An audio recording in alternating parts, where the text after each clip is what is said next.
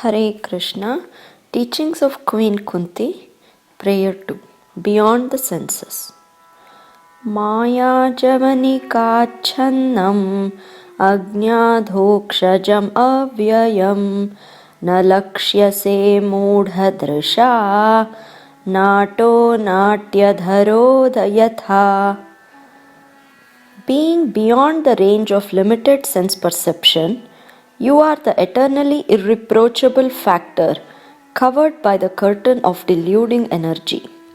You are invisible to the foolish observer, exactly as an actor dressed as a player is not recognized. Srimad Bhagavatam 1.8.19. In the Bhagavad Gita, Lord Sri Krishna affirms that less intelligent persons mistake him to be an ordinary man like us, and thus they deride him. The same is confirmed herein by Queen Kunti. The less intelligent persons are those who rebel against the authority of the Lord. Such persons are known as Asuras. The Asuras cannot recognize the Lord's authority. When the Lord himself appears among us as Rama, Narasimha, Varaha, or in his original form as Krishna, he performs many wonderful acts which are humanly impossible.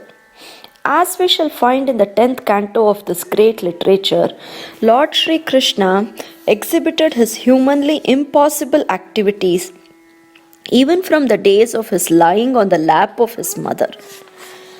He killed the Putana, which, although she smeared her breast with poison just to kill the Lord sucked her breast like a natural baby, and he sucked out her life air also. Similarly, he lifted the Govardhana hill. Just a boy picks up a frog's umbrella and stood several days continuously just to give protection to the residents of Vrindavana. These are some of the superhuman activities of the Lord described in the authoritative Vedic literatures like the Puranas, Itihasas, histories, and Upanishads. He has delivered wonderful instructions in the shape of the Bhagavad Gita. He has shown marvelous capacities as a hero, as a householder, as a teacher, and as a renouncer. He is accepted as the Supreme Personality of Godhead by such authoritative personalities as Vyasa, Devala, Asita, Narada, Madhva, Shankara, Ramanuja, Sri Chaitanya Mahaprabhu, Jiva Goswami, Vishwanatha Chakravarti, Bhakti Siddhanta Saraswati, and all other authorities of the line. He himself has declared as much in many places of the authentic literatures. And yet, there is a class of men with demonic mentality who are always reluctant to accept the Lord as the supreme absolute truth. This is partially due to their poor fund of knowledge and partially due to their stubborn obstinacy, which results from various misdeeds in the past and present. Such persons could not recognize Lord Sri Krishna even when he was present before them. Another difficulty is that those who depend more on their imperfect senses cannot realize him as the Supreme Lord.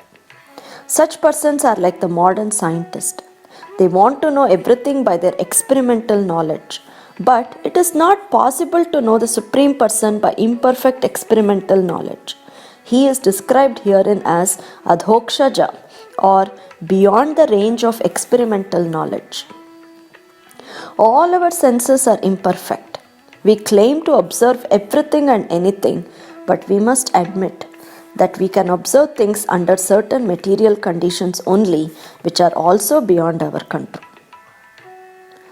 The Lord is beyond the observation of sense perception. Queen Kunti accepts this deficiency of the conditioned soul, especially of the woman class who are less intelligent. For the less intelligent, there must be such things as temples, mosques, or churches so that they may begin to recognize the authority of the Lord and hear about him from authorities in such holy places. For the less intelligent, this beginning of spiritual life is essential, and only foolish men decry the establishment of such places of worship, which are required to raise the standard of spiritual attributes for the mass of people. For less intelligent persons, bowing down before the authority of the Lord, as generally done in the temples, mosques, or churches, is as beneficial as it is for the advanced devotees to meditate upon Him by active service.